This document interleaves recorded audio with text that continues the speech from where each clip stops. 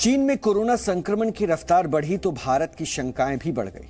केंद्र सरकार इस बार 2019 की तरह कोई भी लेट एक्शन नहीं लेना चाहती और इस बार केंद्र सरकार ने कोरोना संक्रमण से देश की जनता को बचाने के लिए जागरूकता अभियान शुरू कर दिया है और कई तरह की कोविड गाइडलाइंस भी जारी कर दी है। खासतौर से अंतर्राष्ट्रीय यात्रियों के लिए खास गाइडलाइंस जारी की गई है। जैसे सभी अंतर्राष्ट्रीय यात्रियों का वैक्सीनेशन जरूरी है, फ्लाइट्स और एयरपोर्ट पर मास्क और सोशल डिस्टेंसिंग का पालन करना होगा और कोविड के लक्षण पाए जाने पर तुरंत आइसोलेट किया जाएगा। सभी एयरपोर्ट पर थर्मल स्क्रीनिंग से गुजरना होगा। हर दिन कम से कम 2% यात्रियों की रैंडम कोविड जांच भी की जाएगी और जांच में पॉजिटिव पाए गए सैंपल की जीनोम सीक्वेंसिंग भी की जाएगी और पॉजिटिव पाए गए यात्री का इलाज कोविड प्रोटोकॉल के हिसाब से होगा। 12 साल तक के बच्चों का रैंडम सैंपल नहीं लिया जाएगा।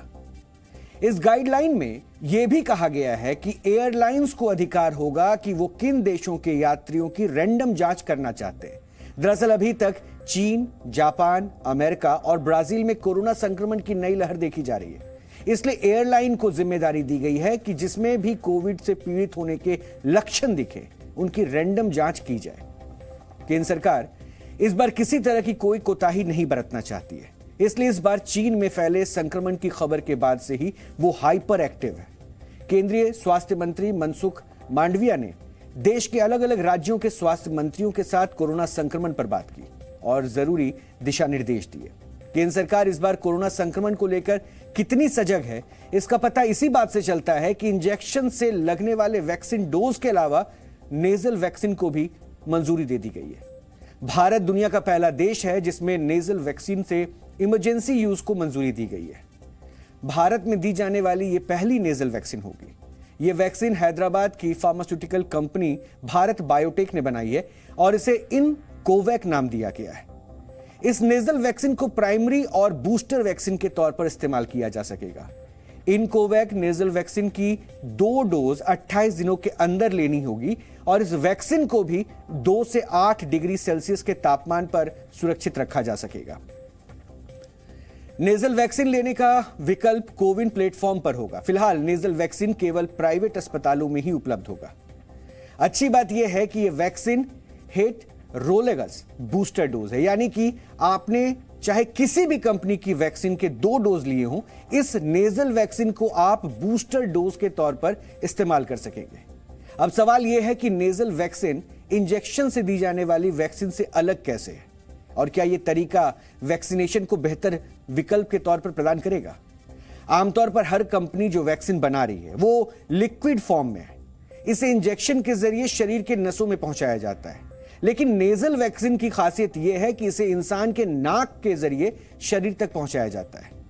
यह वैक्सीन रेस्पिरेटरी सिस्टम यानी कि सांस लेने वाली नलियों के जरिए शरीर में पहुंचती है और एक्सपर्ट्स का मानना है कि कोरोना वायरस सबसे पहले शरीर के फेफड़ों को नुकसान पहुंचाता है और ऐसे में नेजल वैक्सीन ज्यादा कारगर साबित हो सकती है।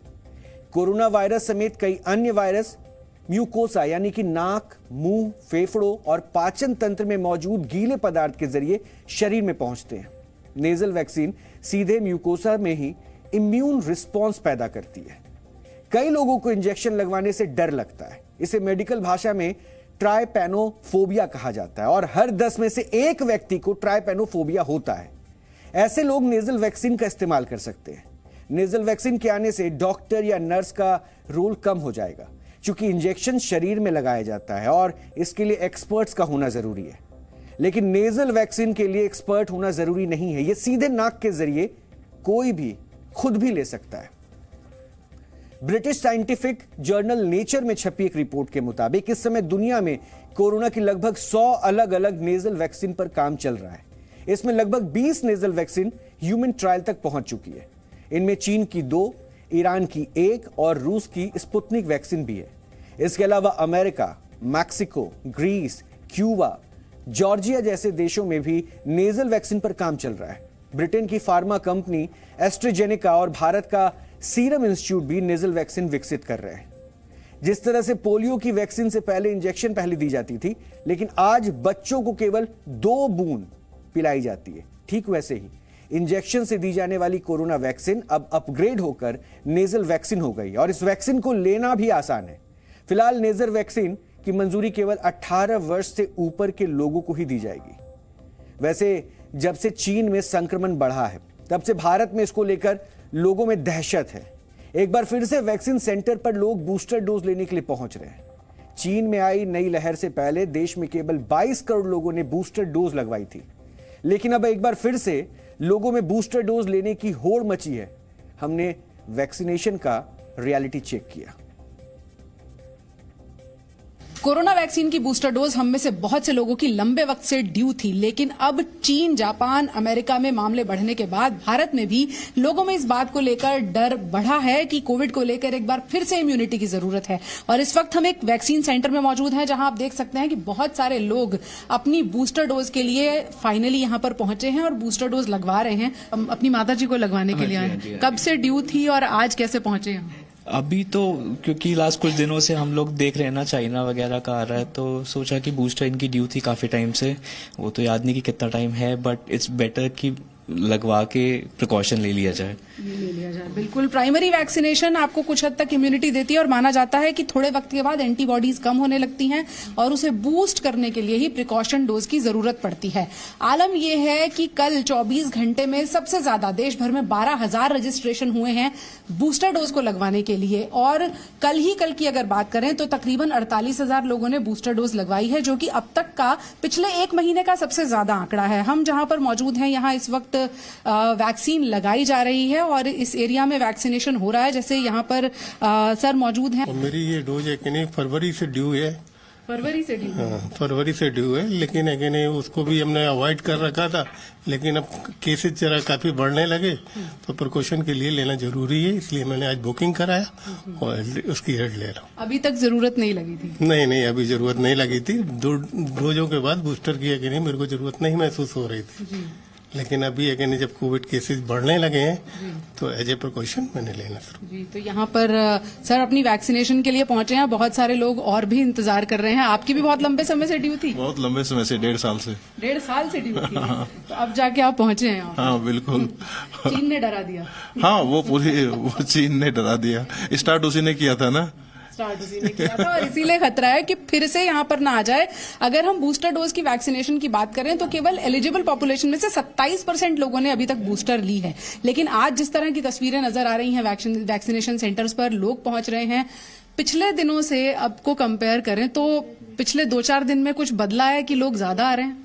देखिए, अगर 2 दिन पहले की मैं बात करूं तो वही वैक्सीनेशन बूस्टर के लिए खासतौर पे सिर्फ एवरेज 1 या 2 लोग आते थे, बट अभी कल से जैसे हम देख रहे हैं 35 के करीब कल रजिस्ट्रेशन थे, आज भी 35 के करीब रजिस्ट्रेशन है और वो कोवैक्सीन के हैं फिलहाल अभी जितने भी लोग आ रहे हैं, क्योंकि कोविशील्ड अभी हमारे पास अवेलेबल नहीं है।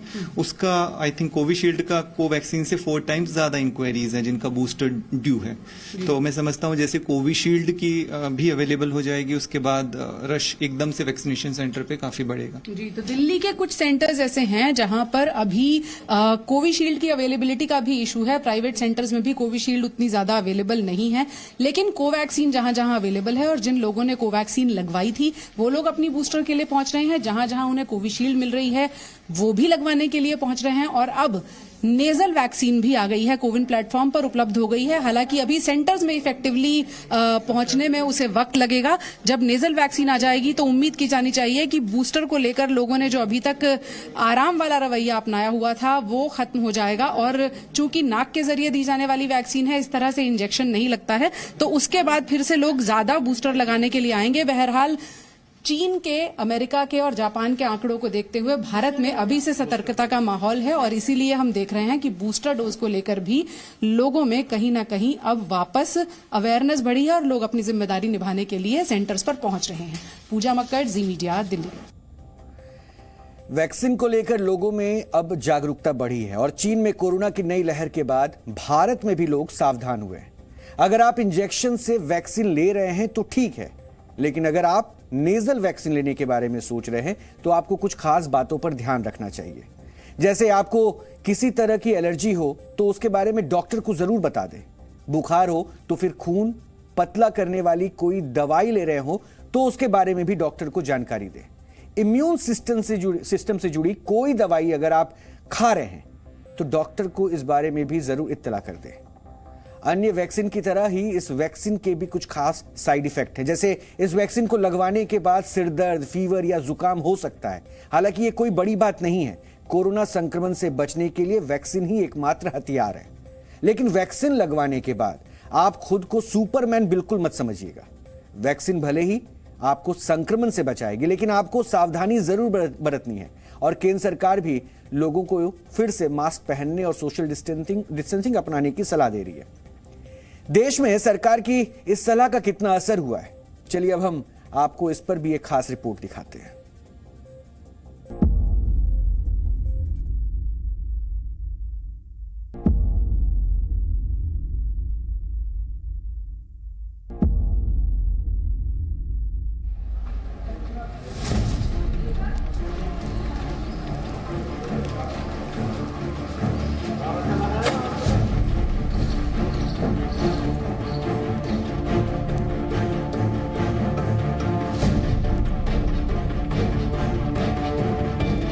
दो 200 बेड का हम लोग का हॉस्पिटल था। हम लोग के यहाँ सारे लोग ट्यून अप हैं काम करने के लिए, कोविड से सामना करने के लिए। जैसे ही कोई केस आकर आता है उसी क्रम में हम लोगों ने यहाँ पे एक मॉक ड्रिल भी रखा था और अपने सारे वेंटिलेटर को, अपने यहाँ सारे लोगों को निर्देश दिया था कि अपने सारे वेंटिलेटर, ऑक्सीजन कंसंट्रेटर और ऑक्सीजन प्लांट का जो भी कमियाँ हैं अगर थोड़ी बहुत है उसको ठीक करके दुरुस्त कर लिया जाए।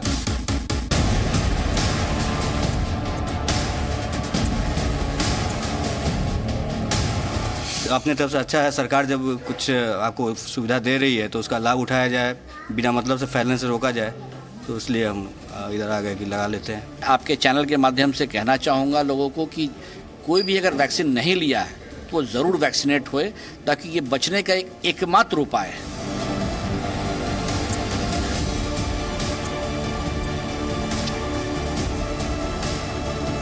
कोरोना के नई वेरिएंट ने सरकार की चिंता बढ़ा दी है और यही वजह है कि अब सरकार की तरफ से कोरोना को लेकर सतर्कता भी बढ़ती जा रही है। लोगों से भी अपील की जा रही है कि वो भी सतर्कता बरतें और एक तरीके से कहें तो अलर्ट मोड पर सरकार भी आ गई है। जो सबसे पहली कोशिश की जा रही है वो सबसे पहली कोशिश ये की जा रही है कि जो प्रिकॉशनरी मेजर्स हैं उन्हें अपनाया जाए और उसमें सबसे महत्वपूर्ण विषय है बूस्टर डोज को लेकर। आप देख सकते हैं कि कैंप लगाए जा रहे हैं जिसमें कि लोग जो हैं वो बूस्टर डोज लगाने के लिए यहाँ पर पहुंच रहे हैं और इस अभियान को और तेजी दी जाएगी। डॉक्टर साहब यहाँ पर मौजूद हैं, उनसे भी बात करेंगे। जो अभियान है बूस्टर डोज का, किस तरीके से उसको तेजी लाई जा रही है? सर, सबसे पहले तो बचाव इसमें ज़रूरी है। मास्क और सोशल डिस्टेंसिंग, जो ये नया वेरिएंट आ रहा है, केवल बचाव और वैक्सीनेशन से ही हम बच सकते हैं। कल यहाँ बैठक हुई, माननीय मुख्यमंत्री जी, माननीय स्वास्थ्य मंत्री जी ने अपील की कि सभी बूस्टर डोज लगाइए, अवेयर रहिए। सभी लोग मास्क लगाएं, वैक्सीनेशन करवाएं अपना फुल्ली। और कई लोगों में अभी भी ये धारणा है कि इस वैक्सीन से ऐसा हो जाएगा, तो ऐसा कुछ नहीं है।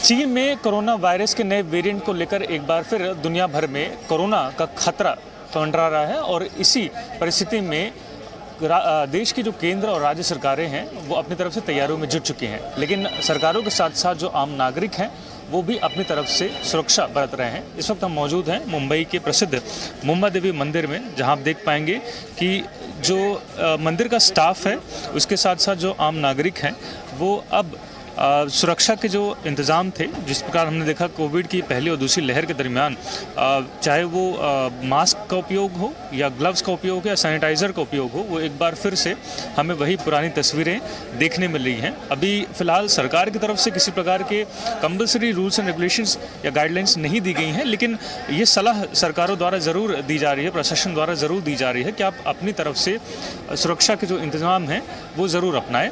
अभी हमारे प्रशासन ने अभी तक ऑर्डर दिया है नहीं पब्लिक भाविक लोग के बताने के लिए, फिर भी भाविक लोग को हम रिक्वेस्ट कर रहे हैं मास्क डालने के लिए। और हम लोग आज से हम लोग मास्क और एंग्लोज पहनना चालू कर दिया है हमारी सेफ्टी के लिए।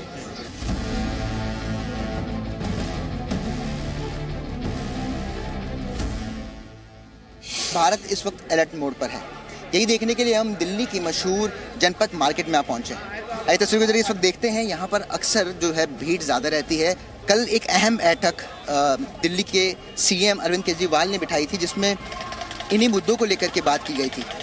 उन्होंने ये कहा कि पैनिक होने की कोई ज़रूरत नहीं, क्योंकि दिल्ली में वो वेरिएंट अभी तक नहीं आया है, BF7 वेरिएंट, जिसने चाइना में आतंक मचाया है। हेल्थ मिनिस्ट्री ने कहा है कि मास्क पहनना कंपलसरी नहीं है, लेकिन क्योंकि बढ़ता खतरा इस वक्त भारत की तरफ भी है, तो उसके चलते फिलहाल मास्क पहनना फिलहाल कंपलसरी नहीं है, लेकिन लोगों की अपनी सहमति है, वो पहन सकते हैं। पहनना इवन इफ कंपलसरी नहीं किया है गवर्नमेंट ने, बट आपका खुद की रिस्पॉन्सिबिलिटी है कि आप इसको होने से बचाएं और आप खुद से मास्क पहने ताकि ये और स्प्रेड ना हो। जगह फैल रहा है तो अपने इंडिया में खतरा तो है ही ना, तो इससे पहले हम पहले ही इससे सुरक्षा करें इसकी, और जब हम लगाएंगे तो हमें देख के और लोग भी लगाएंगे। हमने देखा पहले भी जो वेव्स आई हैं, बहुत ज़्यादा कैजुअलिटीज़ हुई हैं इंडिया में, सो उसको काउंटर करने के लिए अभी से मैसेज देना स्टार्ट करना पड़ेगा लोगों को कॉमन लेवल पे। वैक्सीनेशन है, पर वैक्सीनेशन का मतलब ये नहीं है कि हम पूरी तरह सेफ हैं, तो मास्क पहनना स्टार्ट करना पड़ेगा। इस बात से इनकार नहीं किया जा सकता है कि भारत में कोरोना की चौथी लहर आएगी या नहीं, लेकिन इससे अलर्ट रहना जरूरी है। हालांकि तमाम एक्सपर्ट्स कह रहे हैं कि कोरोना से बचना है, लेकिन घबराना नहीं है, क्योंकि कोरोना की 3 लहर झेल चुके भारत में अब हर दिन औसतन 153 केस ही आ रहे हैं और सक्रिय कोरोना केस की संख्या भी करीब 3500 है। चीन में यह तस्वीर बिल्कुल उल्टी है और चीन में कोरोना के जिस BF.7 वेरिएंट ने कहर मचाया है, वो भारत के लिए नया नहीं है। भारत में कोरोना का यह वेरिएंट कई महीनों से मौजूद है, लेकिन चीन जैसा खतरनाक नहीं है। भारत में भले ही बूस्टर डोज कम लगी है, लेकिन डबल डोज के बाद भारत का इम्यूनिटी लेवल चीन से कई गुना ज्यादा और बेहतर के साथ साथ सुरक्षित है। भारत के ज्यादातर लोगों में हर्ड इम्यूनिटी विकसित हो चुकी है और हाइब्रिड इम्यूनिटी भी है, यानी कोरोना होने के मिली जुली इम्यूनिटी के साथ साथ और वैक्सीन से मिली इम्यूनिटी के साथ साथ लोग कोरोना से डटकर मुकाबला कर सकते हैं। और चीन में भारत में कोरोना के प्रसार का खतरा भी कम है, यानी जो चीन की स्थिति आप देख रहे हैं वैसी स्थिति भारत में नहीं है, क्योंकि भारत ने कोरोना की शुरुआत के बाद से ही चीन से आने जाने वाली डायरेक्ट उड़ानों पर रोक लगाई हुई है। यानी डरने की जरूरत नहीं है, लेकिन सावधान रहना जरूरी है, क्योंकि कोरोना कब और कैसे अटैक कर दे इस पर कोई भरोसा नहीं है।